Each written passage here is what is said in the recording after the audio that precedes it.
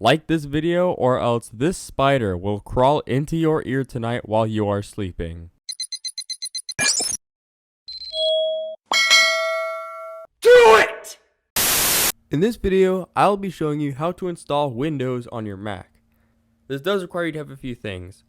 You will need a Mac with an Intel processor. If your Mac uses a PowerPC processor or the Apple M1 chip, this will not work for you. I highly recommend if you're using either of those, use a virtualization tool.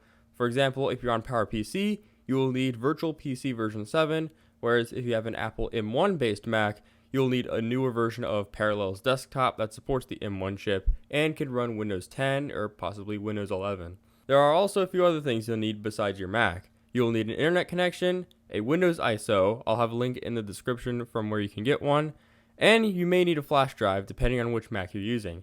If you're using a 2015 MacBook, 2017 MacBook Air, 2015 MacBook Pro, 2015 iMac, an iMac Pro, or a late 2013 Mac Pro, you don't need a USB flash drive. If you would like to know which versions of Windows are compatible with your Mac, I'd say just use Windows 10. Not only is it the most secure, it's the most reliable, and it still gets security updates. There may be a few exceptions to using older versions of Windows. If you have a 32-bit Mac with a Core Duo or Core 2 Duo, you'll most likely get away with running Windows 7 as that will probably have better driver support. Also, from this tutorial, Windows 11 will not work.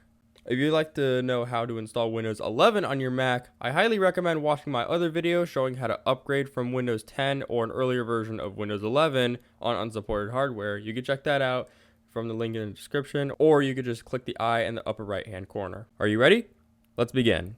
What you'll need to do first is click on Launchpad, click Other, then open up Bootcamp Assistant. Here you're at the setup page, read the instructions, and click the Continue button. To install Windows, you'll need to have a Windows ISO file. In this case, I'm going to be installing Windows 10, so I'll need a Windows 10 ISO file. You'll need to find where your ISO file is located. If you don't have one, you can go to Microsoft's website, which I'll have in the link in the description. Scroll down, select Edition, and select Windows 10. Click Confirm. Select the product language. In this case, I speak English pretty well, even though I take a Spanish class. And then you're most likely going to want to click the 64-bit download. If you have a 32-bit Mac with an Intel Core Duo, select 32-bit. In this case, I've already downloaded the ISO image, and I have it on my desktop, therefore Bootcamp Assistant has already found it. I'm going to partition my Windows partition to take 54 gigabytes of space, and then after that, I can just go down here and click Install. Now my screen recorder won't pick it up, so I'm going to switch the camera angle. And here we are. Now you'll get this error saying it's not connected to a power source. However, you can continue on battery power, as I did make sure to charge this to 100% before continuing. Expect this to take a while, and I mean like 10 minutes. Go downstairs to your nearest kitchen, make yourself a snack or a cup of coffee or something while this goes through. After a while, it should reboot and bring you to the Windows installer. You'll see the Windows logo show up on your screen, which basically means it was successful. After all of that, you should get to the Windows setup screen. Here you can select the language to install, your time and currency format, keyboard or input method. Then after you select everything, you can just go ahead and click Next. Once you get to this screen, it'll ask you to activate Windows by entering a product key. The chances are you may or may not have one. If you do have one, you can enter it here, but if you don't, you can just go down here and click I don't have a product key. You need to select the version of Windows that you would like to install. For me, it's always going to be Windows 10, and I have Windows 10 Pro because I do have a license, although I don't have it on me right now. So I'm going to go down here and select Windows 10 Pro. You will need to agree to the license terms, and once you agree to them, you're going to want to click Next, and then it will start the installation process. Expect to sit here for another couple of minutes. It's going to install to your hard drive.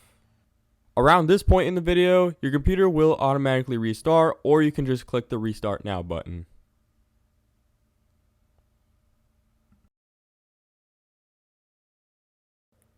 During this part of the install process, you'll need to go through all these different prompts, including adding a keyboard layout, selecting your language, and all this other usual stuff.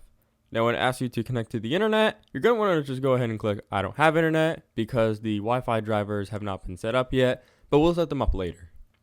Choose a username. In this case, I'm just going to type Evan. Click next.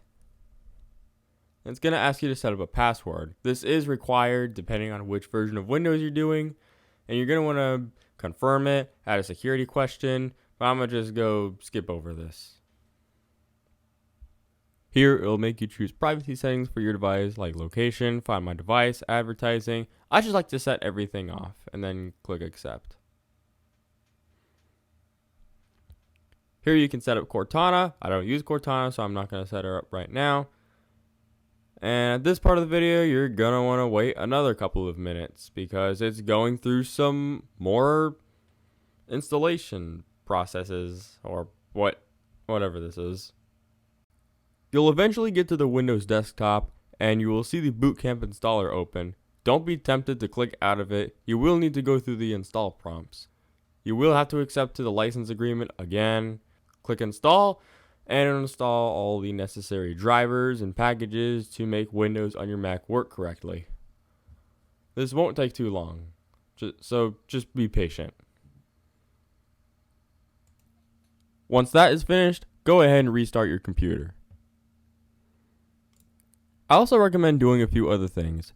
Click Start, click Settings, click Update and Security, and make sure your version of Windows is up to date. Looks like for me that everything is up to date for me. Also click Start and click Apple Software Update to make sure that Bootcamp is fully up to date as well. For me, it's already up to date because I updated it earlier, but usually once you finish installing Windows, you're going to want to go ahead and update it, as usually there's some kind of update available that will allow you to boot back into Mac OS and will give you things like proper touchpad drivers and keyboard drivers and other stuff like that. If you'd like to boot back into Mac OS, click on the Bootcamp icon in the system tray and you can click Restart in Mac OS. There's also a control panel inside Bootcamp that lets you change other settings like your startup disk, display settings, keyboard settings, so you'll be able to change things like the function keys, and you can do other and you can also do a few other things like enter into target disk mode. If you are already in Mac OS and would like to boot back into Windows, it's very simple. Click the Apple icon, select System Preferences, go over to Startup Disk, click the lock to make changes, enter your administrator password, and then you'll be able to select the disk that you'd like to boot off of. You have your Mac OS disk, and you have your Windows disk. To boot back into Windows, select the Windows disk, then click the Restart button. Another method for booting directly into Windows is to turn on your Mac, hold down the Option key, and wait for the Boot Up Manager to show up on your screen. Here you will get the option to boot between Mac OS and Windows.